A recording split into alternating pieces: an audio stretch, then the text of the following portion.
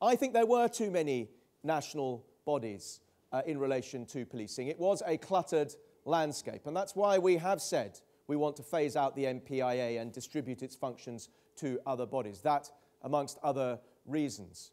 But the creation of the National Crime Agency, building on the work of SOCA, more closely connected with police forces, more strongly accountable for its performance in dealing with these issues of serious and organised crime, encompassing the new Border Police Command that we are also committed to create, is another very important part of our response to ensure that we are equipped at the national level to deal with the policing challenges. These challenges, I repeat, are inescapable. Any government that was going to be elected would have found itself in the position of having to address them and having to set out with clarity and purpose, as we have, where we want to go. And that's not the same thing as saying that everybody is going to agree with us, but it's our responsibility to deal with them. It's an easy thing. You know, I was in opposition for a bit. Some of my colleagues were in opposition for 13 years. I know how easy it is and how susceptible you can become to standing up in front of an audience and saying what they want to hear. And there'll be politicians that stand up in front of you and they'll say, you know what, we don't really have to deal with this fiscal challenge. You're being cut far too much. I'm with you, they'll say. How impossible this is for you. Do you really believe that? Do you really believe that that's a responsible thing for a politician to do, to stand up and say we don't have to confront that challenge at all? Then there'll be the politician that will stand up in front of you and say, you know what, everything's rosy in the garden. We don't have to address accountability at all. Everything's fine. The public are completely happy. Do you believe that? I was reading the report of opinion research, which came out a few weeks ago. I was reading it over the weekend in terms of public attitudes to policing. And Rob is right. The latest British crime survey does show improving public attitudes to policing, and I welcome that. They are moving in the right direction. Something over half of the public now believe that the police are doing a good or excellent job. That's very good news that there's been that improvement and that we've moved to over half of the public believing that. It means that something near a half of the public don't think the police are doing an excellent or a good job. That opinion research that I referred to found that a particular proportion of the public were dissatisfied when they came into contact with the police. This is a reputable opinion survey conducted by a reputable, highly reputable group. What proportion of the public do you think were satisfied with the police after they had come into contact with them? Or to turn it around the other way, what proportion do you think were dissatisfied? And if we were running any organisation, what proportion do you think we would be satisfied with and say, actually, there is no need to worry about this. We don't need to worry about the governance of policing at all. Everything's fine. 30% are dissatisfied. Nearly a third of the public are dissatisfied with the police when they come into contact with them. Now, for all that I am the police's biggest supporter, as I hope anyone, any police officer who has talked to me and seen the interest which I take in policing will know, for all that I value the work that the police are doing, for all that I want to give the police every support that the government can to do a difficult job in difficult times, I would be failing in my duty if I did not point to these issues and say that I do believe that it is important that the police are reconnected with local communities and that the governance of policing must have a role to play in that. I would be in dereliction of my duty if I did not say that. And if there's another politician who'll stand in front of you and say, we don't need to make all of these changes at a very difficult time. Look, we've got the Olympics coming. We can't afford to be making changes now on the national landscape. Let's take a bit of time and think about this. Let's hold a royal commission. That'll kick it into touch for a good 5 years, and we may not even get a united commission at the end of that. Do you believe that politician, or do you think that politician would be taking a responsible view about the challenges that confront us? When we have to secure our borders, when we have to deal with the terrorist threat, when we have to ensure that we are delivering value for money? No. It is our responsibility to set out changes that we believe are essential to improve performance and ensure that we have policing that is equipped to deal with the 21st century. Of course, there'll be other politicians that say what the police want to hear. They said it before. Let's move to regional forces, they'll say. That's a cracking idea. That has the support of some senior chief officers, and I respectfully disagree with them. It's a serious case. It's undeliverable in the House of Commons. Completely undeliverable.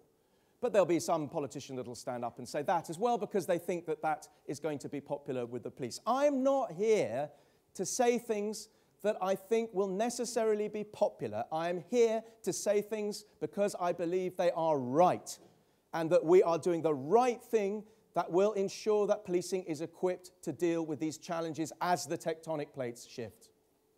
Now, when it comes to the specific reforms that we will set out, I can't give you all of the detail today. I can't out of respect for the parliamentary process.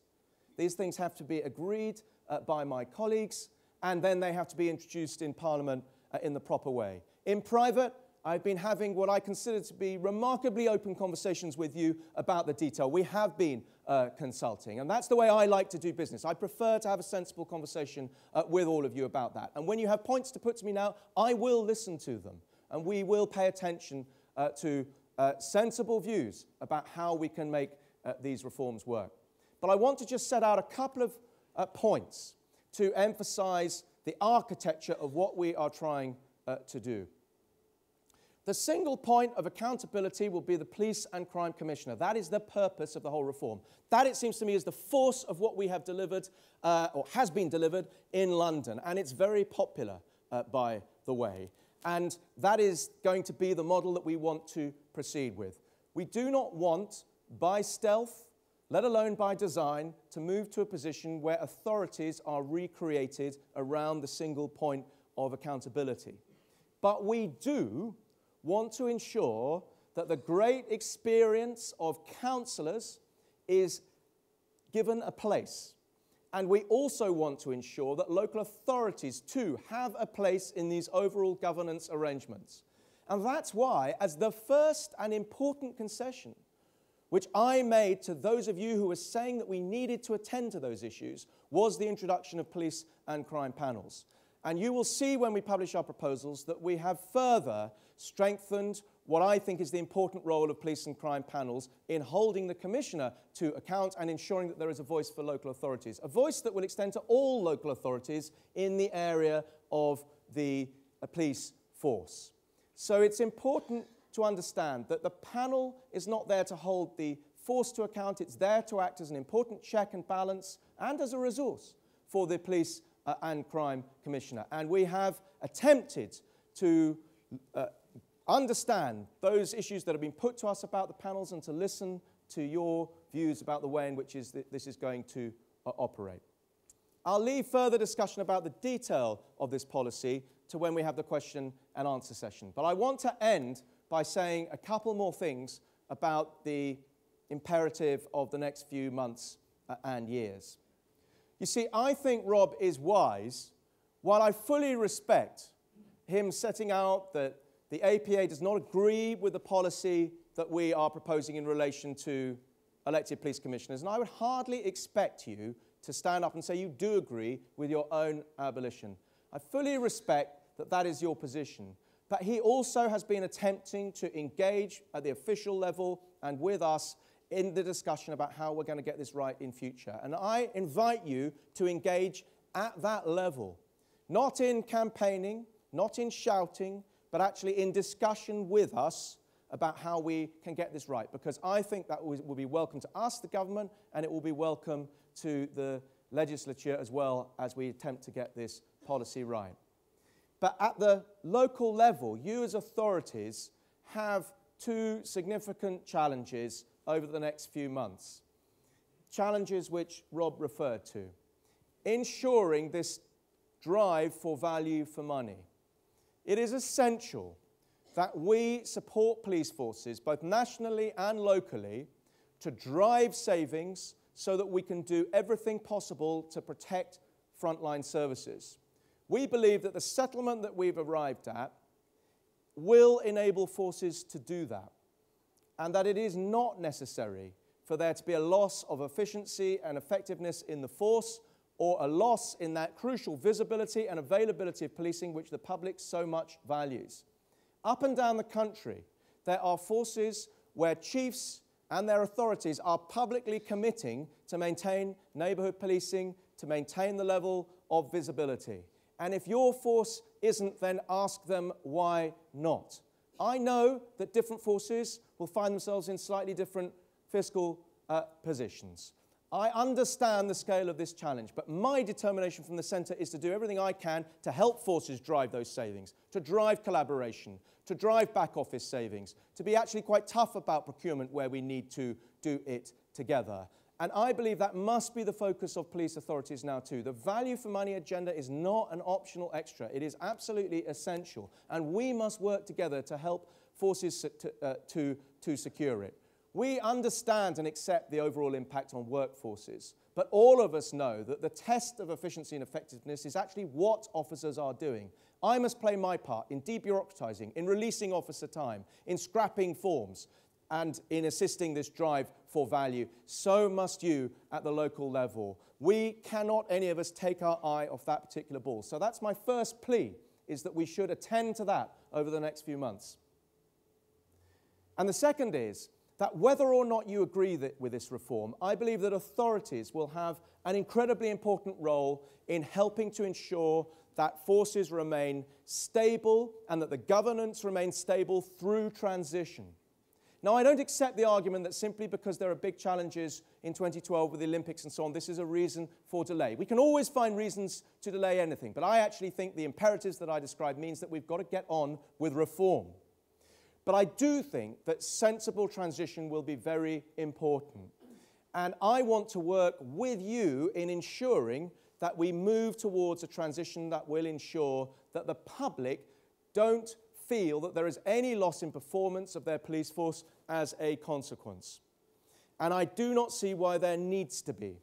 And we have already started some of those discussions. We will be setting out transition arrangements, and I will be setting up a transition board in which I will be paying close personal attention, and I want to work with you in doing that. So my second plea to you is to focus on those issues of transition positively. I'm not asking that you should compromise your principles or give up on the position that you take about the principle of police and crime commissioners. But the House of Commons will speak, and the House of Commons will have the final say. And it was a manifesto commitment. And I therefore think the sensible thing is to talk about how we do this and ensure that responsible governance through the period from when police and crime commissioners are elected in 2012. Let me finally say this. Rob asked why. Why are we doing this reform? I've attempted to answer that question. But I want you to understand what our motivation is. Our motivation is to build stronger links between police and communities and build confidence between communities and police, to ensure that police forces are better equipped to drive down crime and to prevent crime.